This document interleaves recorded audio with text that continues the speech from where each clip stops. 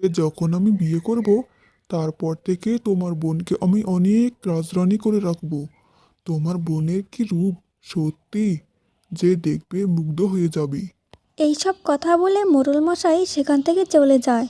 মোড়ল মশাই টুম্পাকে বিয়ে করার কথা শুনে সেখানে টুম্পাও অবাক হয়ে যায়। তার সাথে সাথে তার দাদাও অবাক হয়ে যায়। আরে তুলিকা, এটা আমি কি শুনছি? আমি তো ভেবেছি মোড়ল মশাইয়ের ছেলের জন্য আমার বোনকে পছন্দ করেছে, কিন্তু না, উনি নিজেই তো আমার বোনকে বিয়ে করতে চান। একবার মোড়ল মশাইয়ের বয়সটা দেখো তো। না বৌদি, আমি এই বিয়ে করতে পারবো না। উনি যে আমার বাবার সমান বয়স, আমি ওনাকে বাবা হিসাবেই দেখি। না না বৌদি, আমি ওনাকে বিয়ে করতে পারবো না। আরে, বয়স দেখে কি হবে বলতো? মেয়ে তো ওখানে গিয়ে সুখে থাকবি, তোকে রাজরানী করে রাখবে। তাহলে কেন বিয়ে দেবে না বলতো দেখি? দেখো বৌদি, আমি এমন বয়স্ক মানুষকে বিয়ে করতে চাই না যে আমার থেকে এত বড়। আমি এমন একটা ছেলেকে বিয়ে করতে চাই, সে আমাকে বুঝবে, জানবে, আর আমার থেকে একটু হলেও বয়সটা বেশি হবে।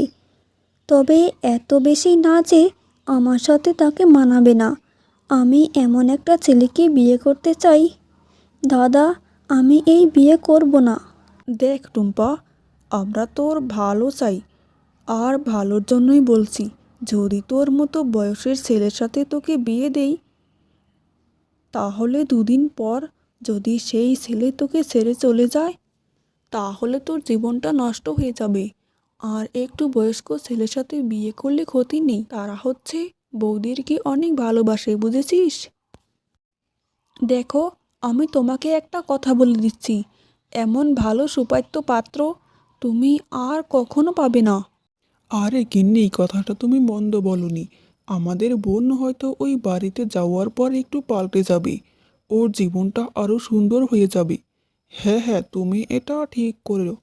ওই মোড়ল মশাইয়ের সাথে আমার বোনের বিয়ে দাও, যাতে আমার বোন একটু সুখে শান্তিতে ঘর করে।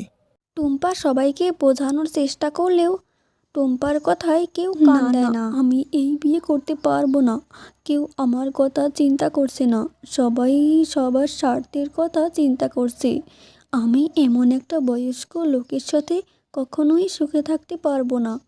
আমাকে একটা কিছু করতেই হবে। আমাকে এখান থেকে চলে যেতে হবে। এখানে থাকলে কেউ আমার কথার বোঝার চেষ্টা করবে না। একটা কাজ করি, তার থেকে এত রাতের মধ্যে সবাই ঘুমিয়ে আসি আর আমি এখান থেকে চলে যাই।